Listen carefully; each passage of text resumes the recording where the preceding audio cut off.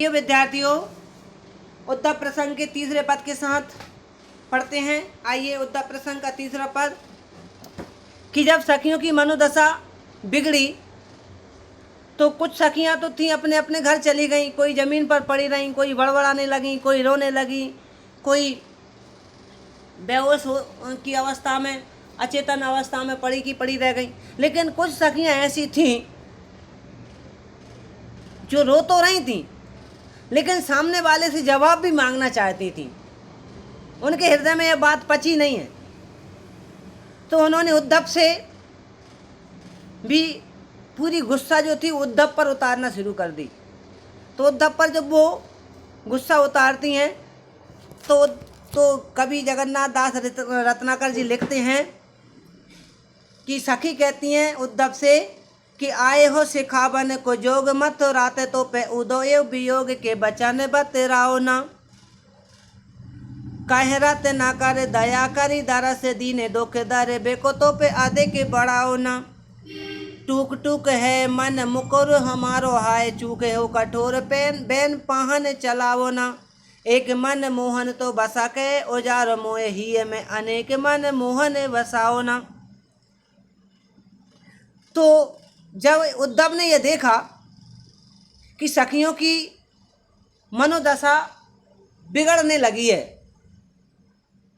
तो उस मनोदशा की स्थिति को देखते हुए उद्धव अपने मन से कुछ बातें ऐसी बनाने लगे कि जिनसे सखियों के हृदय में कुछ सांत्वना मिले, उनको कुछ धीरज रखे। लेकिन सखियां समझदार थीं, वो समझ गईं कि उद्धव अब हमको बेवकूफ़ बना रहे हैं। तो वो सखियां उन्हीं पर बरस पड़ी और कहने लगी उद्धव से कि उद्धव आए हो सिखावन को जोग मथुराते तोपे, तो मथुरा से चल करके हमारे यहाँ हमको सिखाने के लिए आए हो। अरे उद्धव, ये वचन हमसे मत बतराओ। अर्थात गुस्सा में कहने लगी उद्धव, तुम क्या समझते हो कि हम ही समझदार हैं? आप समझदार नहीं हो, हम भी कुछ जानते हैं। जो हमको आप सिखाने आए हो ना, ये वियोग भरे वचन अब मत बतराओ, अब ज़्यादा बात मत करो। मतलब बहुत रोष में अपन कहते हैं ना, किसी से लड़ाई झगड़ा हो या कोई परेशानी होती है तो बात से कहते हैं अब ज़्यादा मत बतराया, नहीं तो अभी हाल। तो इसी तरीके से इसी लहजे में कुछ सखियों ने मत उद्धव से कहा कि उद्धव, यो वियोग के वचन तुम जो मथुरा से आए हो ना सीख करके, ये हमको ज़्यादा मत सिखाओ, ज़्यादा मत बतराओ। बहुत बड़ी कृपा हुई आपकी, क्या कि कह रत ना कर दया करी दरा से दीने दुख दर बेको तो पे आधे के बढ़ाओ ना। कभी रत्नाकर जी कभी लिखते हैं कि वो सखी उद्धव से कहती है कि उद्धव, आपने बहुत बड़ी दया की नहीं, जो आपने दर्शन दिए हमारे लिए यही बहुत है। क्या है कि आपने हमको दर्शन दिए, ये आपने हमारे ऊपर दया कर दी, बहुत है। दुख दर बेको तो पे आधे के बढ़ाओ ना, हमारे हृदय में जो दुख हो रहा है, अब ये वो व्यंग वियोग की बातें और बता करके हमारे हृदय के दुख को और मत बढ़ाओ। अर्थात जो जो बातें कर रहे हैं वो चुप हो जाओ, ज़्यादा बतराने की ज़रूरत नहीं है।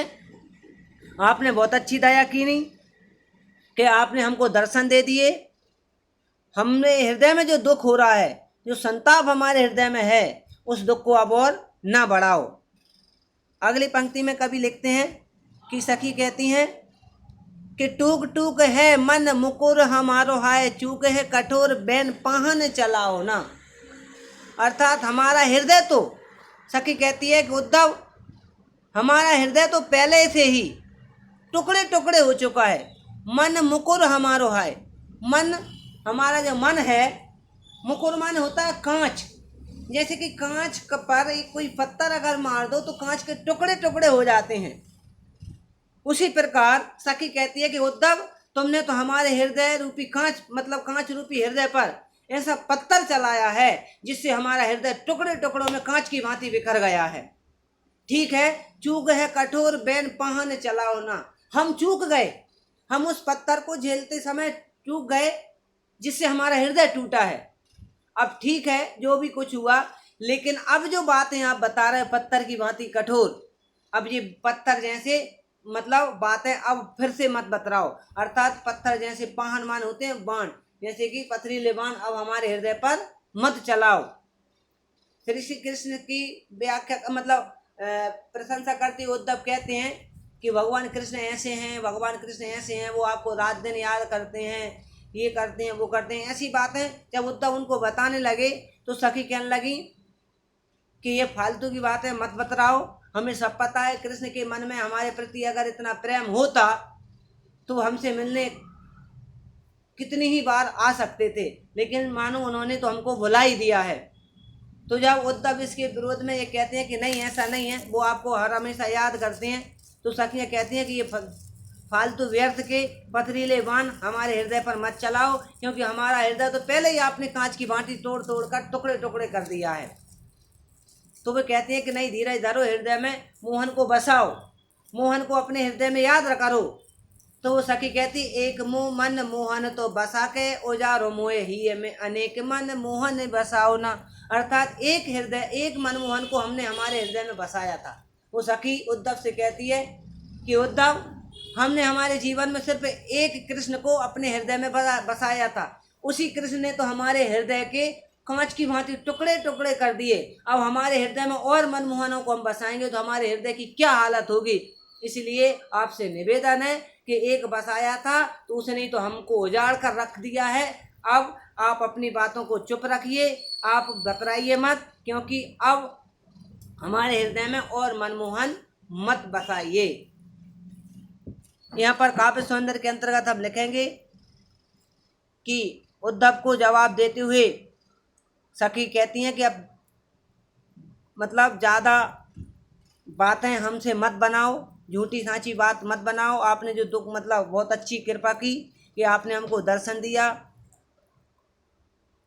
और हमारा मन अब कांच की भांति टूट टूट कर टुकड़े टुकड़े हो गया है। वो तीन शब्द और आपको बताएंगे। तो मन मुकुर है, यहाँ पर रूपक अलंकार का प्रयोग किया गया है, तो इसमें हम लिखेंगे अनुप्रास रूपक अलंकारों का यहाँ पर प्रयोग किया गया है। वियोग श्रृंगार शैली में इसको लिखा गया है, वियोग श्रृंगार में इसको लिखा गया है। गेय पद शैली है, मुक्तक काव्य के अंतर्गत इसकी काव्य रचना है। ब्रज भाषा का यहाँ पर प्रयोग किया गया है। नमस्ते।